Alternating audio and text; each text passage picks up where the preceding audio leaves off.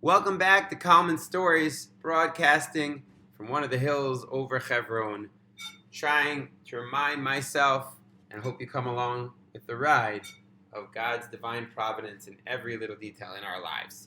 So this story comes from a little pamphlet called Hashgacha Pratit, Divine Providence, and it's a true story that just happened. So there was a taxi driver. His name was Moshe. Moshe was a religious Jew.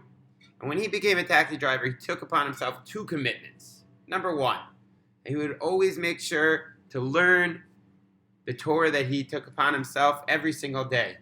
So it was a little bit of Gemara, a little Mishnayos, a little Shulchan Aruch. No matter how late he got home at night, he would make sure he wouldn't go a day without learning his Torah. And that was a very tough commitment, but he could do it. He could do it.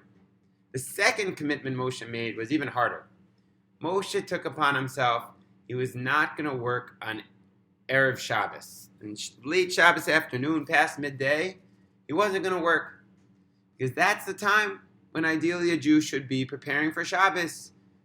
He should be showering, he should be getting the table ready, getting himself physically, and maybe even more importantly, spiritually prepared to go into Shabbos. And that was tough because very often he was tempted to get jobs on Erev Shabbos. That's exactly when people needed to get from place to place. You know, Shabbos was coming.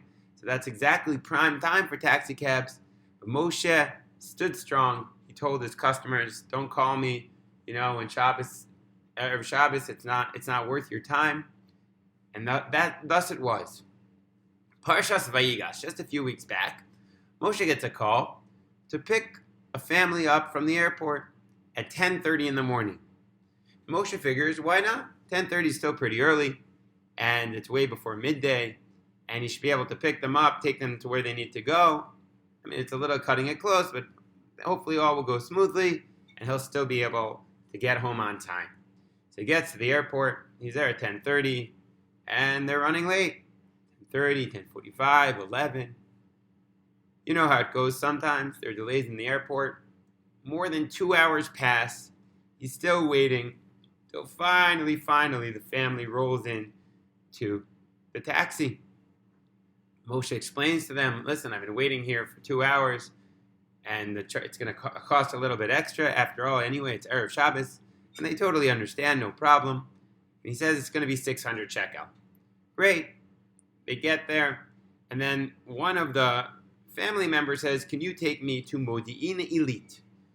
And Moshe says, sure, it happens to be. Anyway, Moshe lived there, and so it's on his way home. So why not? And it'll be another 175 shekel. No problem. And he takes them home. 775 shekel, not bad. And the only thing is, Shabbos is coming really soon. Not much time left. So Moshe starts speeding down the highway on the way to the mikvah, to the ritual bath, to bathe before Shabbat. And on the way there, he scratches another car. And they both get out of the car. The other car driver is so upset. But neither of them have time to argue because Shabbos is coming in just a few minutes. They exchange numbers. They say, let's talk Saturday night. And they go into Shabbos. Beautiful Shabbos. Everyone forgets about their worries.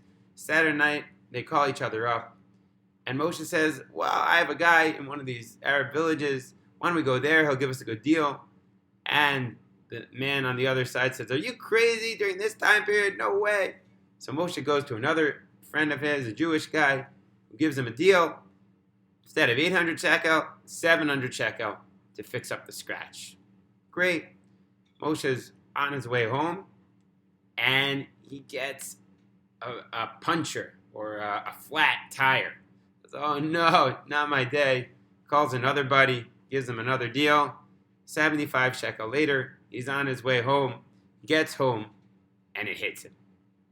700 plus 75, 775.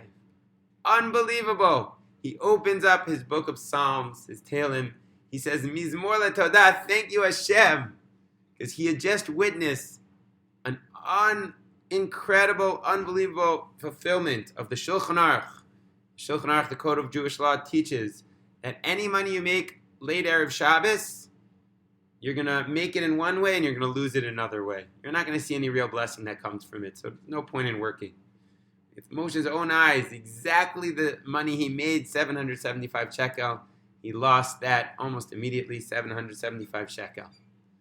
Now, I don't know, not everybody smiles and dances and says Tehillim when they lose 775 shekel, especially when they really need the money. Moshe understood that this is a hug from above, a little bit of a patch, but a way of Hashem showing him that every single action he did, every mitzvah, is so valued, and every little thing we do makes a big difference. And we all know and feel that every single mitzvah we do makes a difference. Everything is being watched from above. Have a great day.